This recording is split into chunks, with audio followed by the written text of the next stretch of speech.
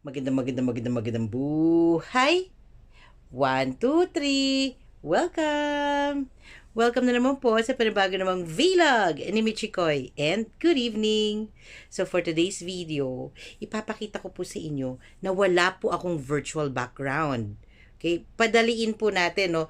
Bakit kaya wala po akong virtual background?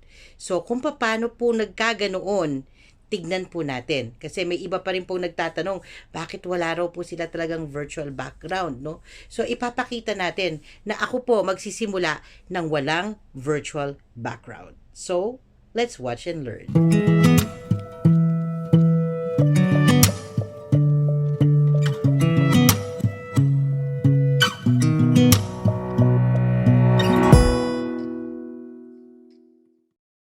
So for this video, ipapakita po natin na wala po talaga akong virtual background. Wala, as in wala. So let's sign in sa Zoom app natin.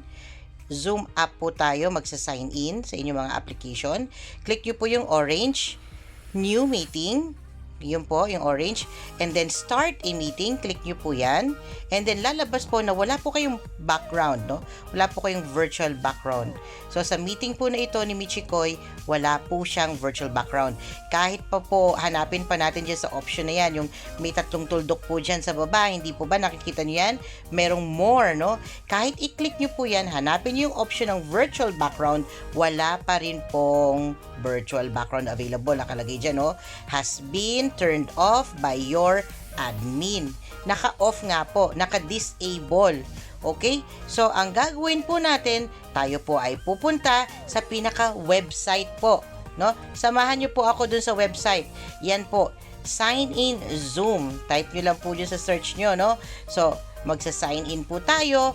Siyempre, nakapagpa-register kayo, lagay nyo lang yung email nyo and also the password para po makapag-sign in po kayo dyan sa website po natin. Okay? So, makita nyo po sa taas, yan, no? May drop-down list. Sige, yan. Click nyo po yung drop-down list na yun sa taas ng meeting and then punta po kayo sa baba. Punta po kayo dyan sa account management. Okay, sa account management po kayo pupunta and another, meron na naman po yung list under that. Pupunta po kayo ngayon sa account settings. Okay? So, pag na-click nyo na po yung account setting, makikita nyo na po yan lahat po ng option ng ating Zoom na andyan po. Kayo na po ang bahala kung anong klaseng setup po ang gusto nyo for your Zoom meetings. So, ito po, in-meeting basic and meron po yung in-meeting advance. No, naandun po sa in-meeting advance yung para po sa virtual background. Okay? So, eto po, balikan natin. Yan. Yan. In-meeting advance. Under this, naandyan po yung virtual background. Titignan nyo po, tingnan nyo. Yan. Virtual background, naka-disable, hindi siya nakakulay blue, hindi po ba? So, kaya wala po kayong virtual background. Diyan po kayo pupunta sa account management and then account settings and then virtual background. I-enable natin siya. Sige, click natin yan. Papakita ko sa inyo na magkakaroon na ng background. Nakita niyo po ba yan? Yan, oh. Kanina wala po yan, di ba? Pero ngayon naandyan na po. Meron po kayong 5 no, na default na background po ng Zoom. Pwede niyo po yung dagdagan. O tanggalin natin, di ba, na wala na naman.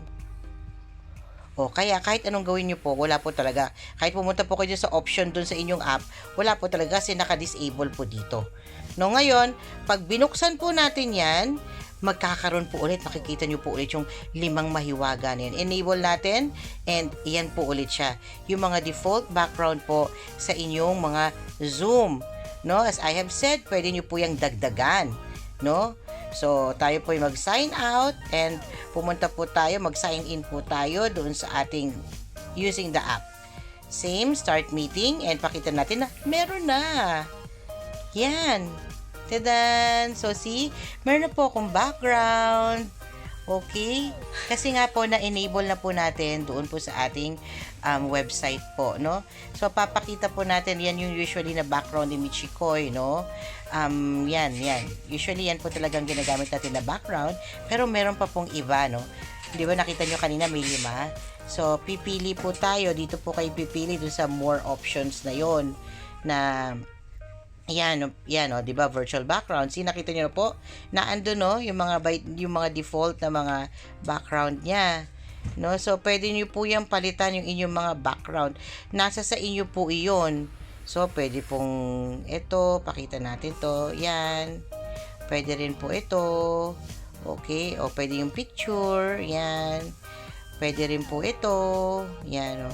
Pwede rin po na ito, para kayong nasa Kalawakan. O, pwede ba yan? Diba? Ba, nag-meeting kayo sa Kalawakan kayo. Pero, ako po kasi usually, ito po talaga yung ginagamit ko talaga na virtual background. So, so nakuha niyo na po ba kung bakit wala kasi pag tinitingnan niyo sa option niyo wala po talaga kasi nga po 'di ba naka-off nga po kasi doon sa inyong account setting.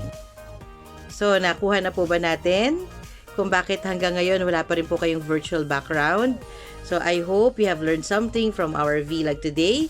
And if you haven't subscribed to my YouTube channel, please don't forget to hit that subscribe icon. Ting! And yung maliit po na kalembang, tingining-ining-ining. Click nyo na rin po yan so that you, yes you, ikaw nga, you will be notified in case I have a new vlog. Magandang buhay and God bless us all.